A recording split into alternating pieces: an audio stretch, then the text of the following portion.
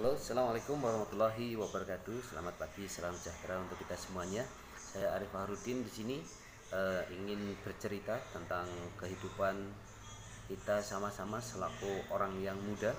Alhamdulillah, perkembangan kali ini sudah memiliki banyak sekali pengalaman. Di sini saya ingin berbagi pengalaman saja. Dalam kehidupan ini memang kadang kita tergoda oleh adanya banyak sekali hal-hal yang ingin kita sampaikan di sini tentang lika-liku kehidupan, pengalaman pribadi atau apa dan lain sebagainya. Saya berharap ini nanti menjadi sebuah manfaat yang bagus untuk saya dapat amal ibadah, dan untuk teman-teman bisa untuk menjadi bahan motivasi tentang kehidupan kita semuanya.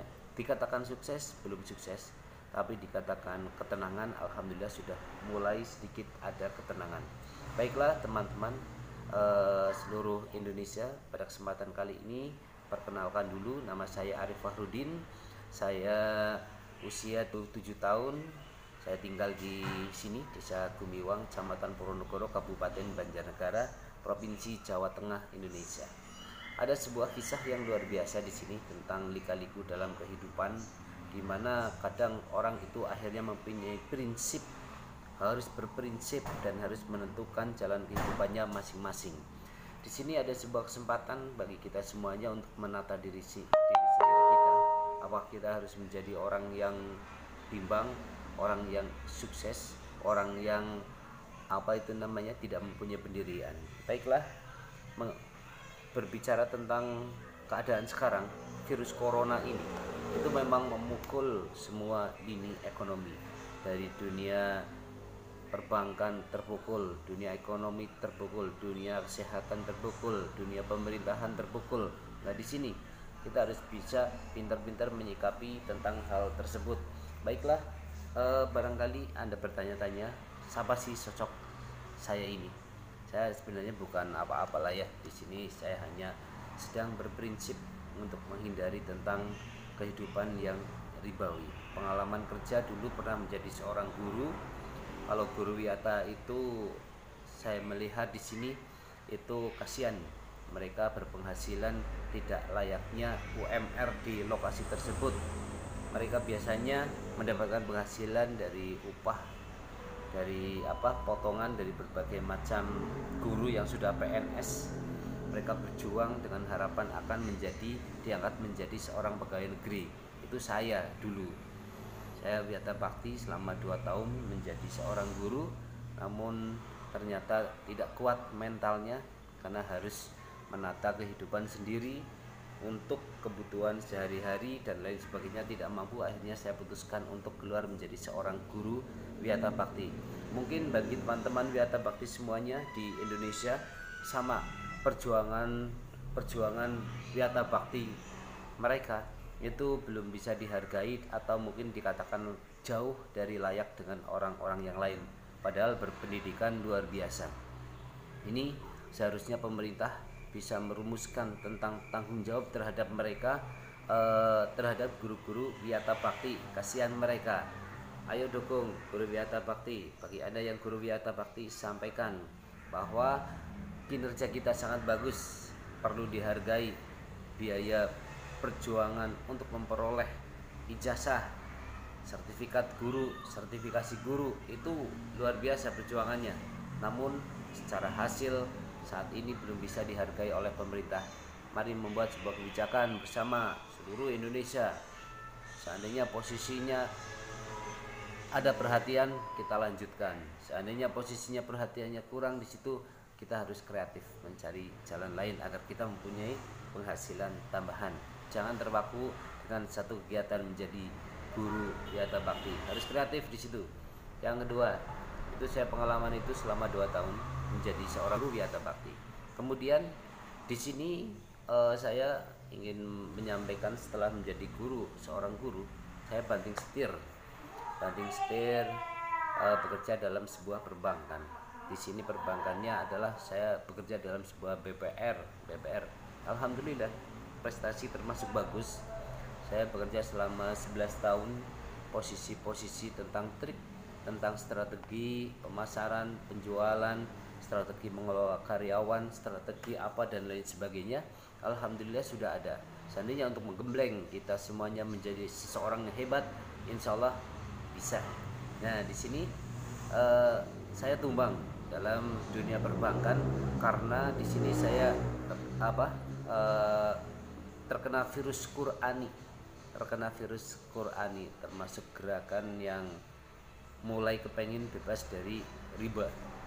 Saya rasa kerja di dunia perbankan itu menjadi pengemblengan yang bagus, disiplinnya bagus, semangatnya bagus, semuanya bagus untuk pembentukan secara mental dan lain sebagainya. Namun demikian, lari kepada prinsip pribadi, saya akhirnya harus keluar dari dunia perbankan karena terkena virus Al-Quran, kepengin bebas riba. Jadi saya lompat tidak bekerja dalam sebuah perbankan, dan di situ saya mendirikan usaha sendiri dan selalu pasrah sama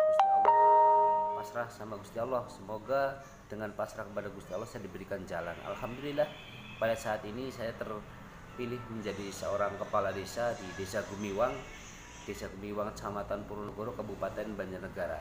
Sini ada berbagai macam intrik untuk kita semuanya ketika kita akan memimpin sebuah wilayah atau mungkin memajukan sebuah wilayah. Di situ penuh dengan perjuangan. Saat ini kedudukan saya sebagai kepala desa, namun di sini juga bukan sebuah kebanggaan yang sangat bagus bagi saya, tidak. Ini adalah sebuah jalan buat saya untuk memberikan pengabdian kepada masyarakat umum pada lainnya.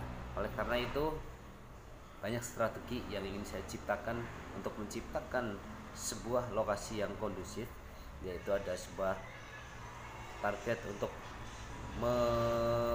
meningkatkan pemasukan dari desa, pendapatan asli desa ini. Saya sedang berpikir terus bagaimana caranya pemasukan desa jadi besar, bagaimana caranya pemerintahan berjalan dengan lancar, bagaimana caranya pembangunan di lini bidang ekonomi, pendidikan, kesehatan, pendidikan dalam bidang fisik, pembangunan dalam bidang fisik dan lain sebagainya itu bisa terwujud. Oleh karena itu, kuncinya sebenarnya semuanya ada di sini. Semangat bekerja, semangat dan juga semangat menciptakan sebuah produk. Di sini dalam pemerintahan Desa Gumiwang, saya itu ada sebuah target untuk pembangunan lancar. Namun di sini kemarin semuanya terpukul oleh corona, tidak masalah. Virus corona ini merubah semua yang ada. Oleh karena itu, secara garis besar kita juga perang dengan dunia kesehatan ini. Kesehatan lawannya adalah dengan masker, cuci tangan, social distancing, dan juga posisinya selalu menjaga kesehatan kebugaran tubuh kita. Itu satu. Yang kedua, perang dengan kehidupan ekonomi. Ini yang harus kita jalani saat ini. Perang dengan kehidupan ekonomi saat ini, kita harus menentukan strategi yang pas, yang jitu, biar posisi nanti tidak kalah dengan yang lain. Jangan sampai terpuruk ekonomi kita. Jangan sampai kita menjadi semakin mendasar dan hilang. Halo Ibu, saya sedang buat YouTube live. Kemudian itu strateginya, siapkan mental kita, membuat suatu kreativitas bagaimana caranya bisa menghasilkan sesuatu dari kegiatan-kegiatan di rumah. Nah, salah satunya ini saya sedang belajar menjadi seorang YouTuber biar posisi nanti ada penghasilan masuk. Saya akan tuangkan apa yang saya punya, berbagi ilmu tentang saya yang punya, barangkali nanti bermanfaat bisa dipakai, kalau tidak bermanfaat tidak usah dipakai. Ini hanya sebuah motivasi buat kita semuanya untuk menghadapi keadaan situasi virus corona ini. Mungkin untuk profil pertama sebagai bentuk perkenalan cukup itu saja dulu. Intinya semangat, atur strategi, jaga keyakinan kita, jaga iman kita. Insya Allah di situ ada jalan yang pas untuk kita semuanya. Jalan sukses kita yang menentukan. Sebagai seorang muslim kita harus sukses. Sebagai seorang yang selalu menjadi tanggung jawab keluarga, kita harus mampu terus berjuang, bergerak, berjuang, maka kesuksesan ada di depan mata kita. Demikian dari saya, sukses buat kita semuanya. Assalamualaikum warahmatullahi wabarakatuh.